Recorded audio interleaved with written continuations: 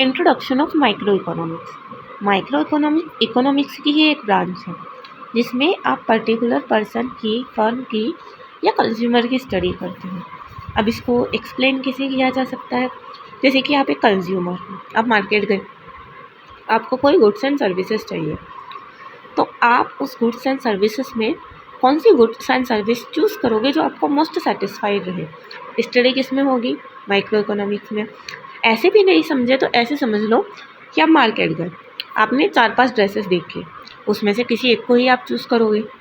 जाहिर सी बात है, जितना बजट होगा 2 ड्रेस चूज़ करने का, तो 10 में से 2 या 5 में से 1 इस तरीके से आप चूज़ करोगे। जो आपको मोस्ट सेटिस्फाइड होंगी वो ड्रेस चूज़ करोगे। तो जो आपके कंज्यूमर बिहेवियर है ना, उस थ्योरी की स्टडी किस में की जा रही है? माइक्रो इकोनॉमिक्स में। प्राइजेस कैसे डिटरमाइन हो रही है? जो ड्रेस आपने खरीदी उसकी प्राइस कैसे डिटरमाइन हो रही है? जो प्रोडक्शन बना है ना, उसकी क्या कॉस्ट लगी है, उसके बेसिस पे होती है। वो चीज़ भी स्टडी किस में हो रही है? माइक्रो इकोनॉमिक्स में। और उसके बाद में जो रिसोर्सेस हैं वो कैसे अलोकेट हो रहे हैं? जैसे कहीं पर ड्रेसेस आ रही हैं, कहीं पे कोई सामान आ रहा है, कहीं पे गुड्स एंड सर्विसेज आ रही हैं, सारी स्टडी माइक्रो इकोनॉमिक्स में होती है।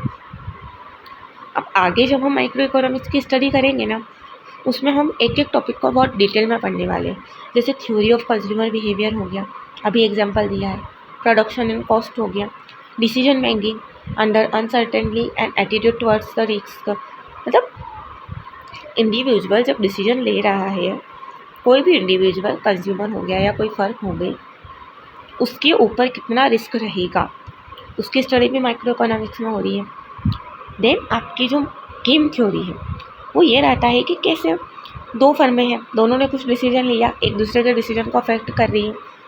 वो डिसीजन जो एक दूसरे को अफेक्ट कर रहे हैं उसकी स्टडी माइक्रो इकोनॉमिक्स में हो रही है।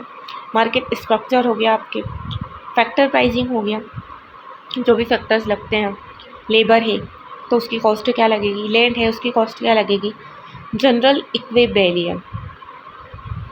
ये आपकी ये है कि प्राइस तक पहुँचेंगे कैसे, पूरा इक्वल होना चाहिए।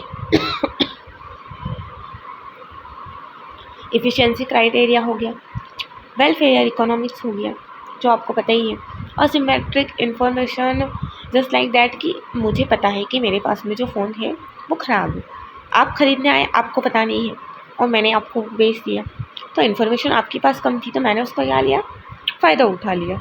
ये आपकी असिमेट्रिक इन्फॉर्मेशन हो जाती है। सिंपल वर्ड्स में माइक्रो इकोनॉमिक्स ये दे रखी है कि इंडिविजुअल्स हो गए, आपकी फर्म हो गए, आपके मार्केट डिसीजन हो गए, वो कैसे अफेक्ट करते हैं।